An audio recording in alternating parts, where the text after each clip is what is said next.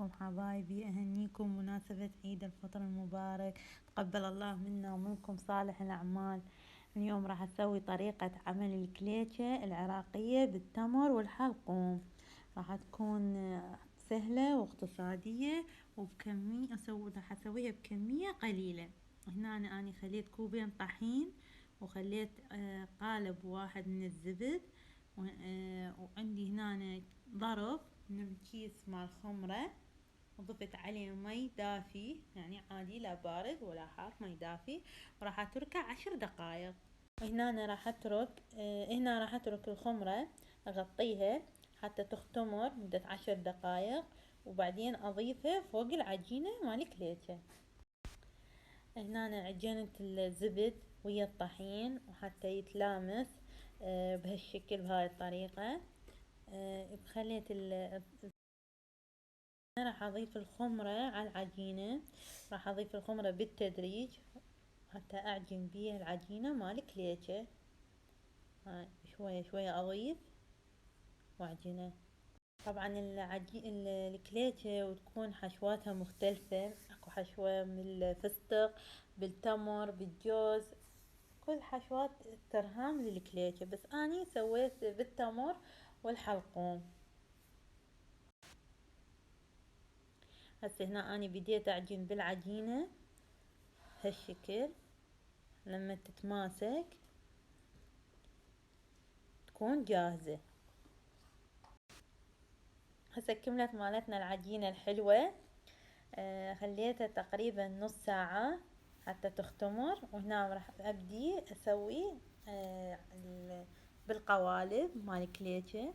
عندي هنا راح ابدي بالحلقوم. شوف عجينتنا شلون مختمرة وما احلاها. أنا سويت كمية قليلة من الكليكة بكوبين من الطحين، طلعت لي بهالكمية هاي العجينة. هنا أنا راح أسوي وياكم وحدة بالقالب مال الكليكة.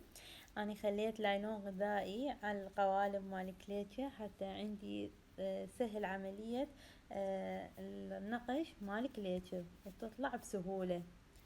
هنا راح اخلي هاي وحدة، راح اسويها ام الحلقوم، اول وحدة بديت بيها. عندي هنا اني الجفوف علي لانه كبار ودي تلزق العجينة بالجفوف، لهذا ما تطلع بسرعة العجينة. هنا اني اول وحدة كملتها، راح اخليها بالصينية. الله أكبر الله أكبر الله أكبر، لا إله إلا الله، الله أكبر الله. وهسه كملت بهالكمية من الكليكة، وبديت بالكليكة اسوي من تمر بهالشكل. اخلي تمراية، انا التمر سويته على شكل كرات حتى يسهل عملية لما اسوي بيها العجينة مال الكليكة. حبايبي الحلوين، لا تنسوني باللايك والاشتراك من قناة اكلات ندوش. ان شاء الله ينعاد عليكم بالخير والبركة، ويقبل الله منا ومنكم صالح الاعمال، وربي يبارك فيكم.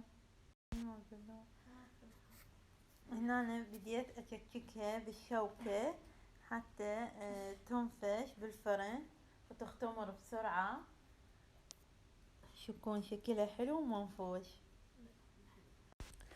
وهسه هنا أني خليت بيضة وحطيت شوية خل أبيض حتى تروح الزفارية، وشوية راح أخليها فوق العجينة مال الكليكة هالشكل. هسه طلعنا الكليكة مالتنا الحلوة من الفرن، شوف شلون مقسبة وحارة. كليكة الحلقوم والتمر، كليكة العيد هاي يسموها. وكملت مالتنا الكليكة، كليكة العيد. شوف بطنها شلون قطن وهشة وخفيفة وسهلة واقتصادية بنفس الوقت. يسلمكم العافية ان شاء الله.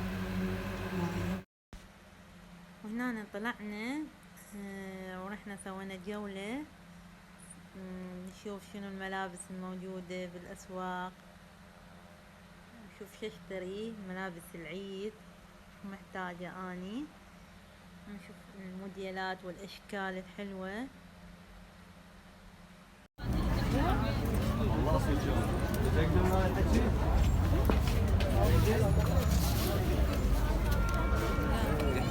قد اسعارن هنا؟ 15 دينار ب 25 يلا. هاي تقدر الدواء لا تحطين لوجو؟ على 10 بنطلون جنس على 10,000.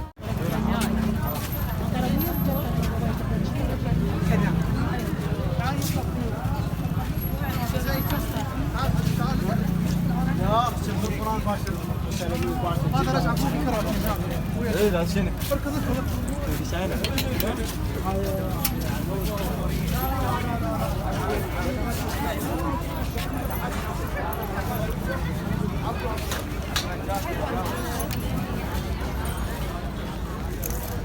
مثل هذا اشتراه بنص 60 ريال.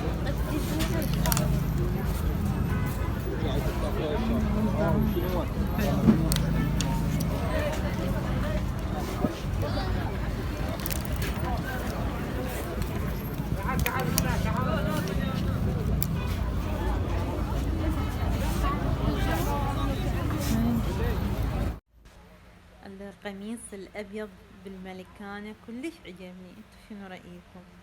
كلش حلو.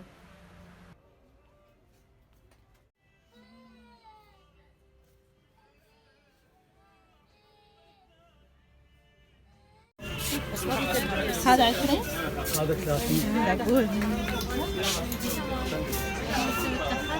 وعندك هذا قاط كامل.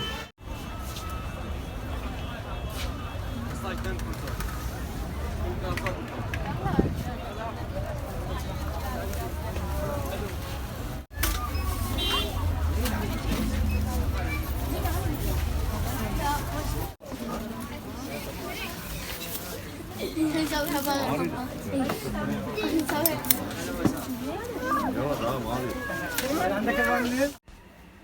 وهنا وصلنا حاجة ألف، وأشكال كلش حلوة، اكو أشياء عجبتني اشتريتهن، هاي الكوابن الماعين كلها أشياء حلوة. هذا الورد عجبني، الورد البنفسج.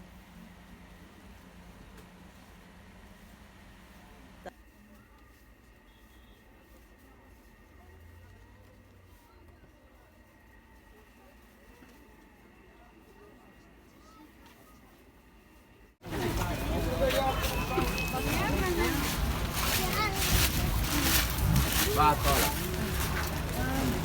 بعد هاي ما حلو هذا هيك من جوا. هاي الحمرا كلش حلوة، بس هذا من جوا ما حلو الالوان.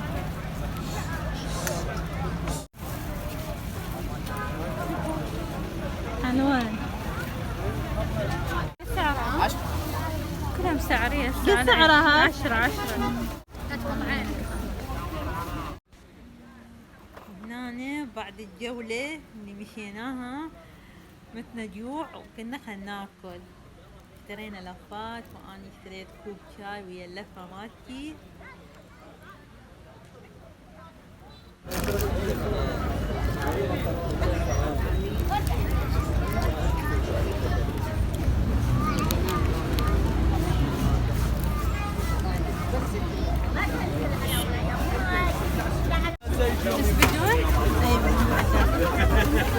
دي فراولة؟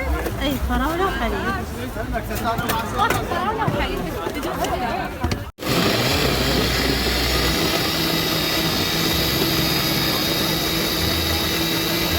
شنو؟ يلا. هنا عدا اشتري عصير فراولة حليب، طلع ما عنده، بدلت بالبرتقال.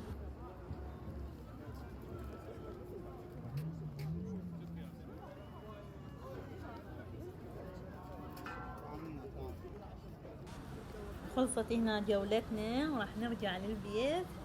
كملنا اشترينا وافترينا، وان شاء الله ينعاد عليكم بالخير والبركة وتكونوا من عواده. آمين يا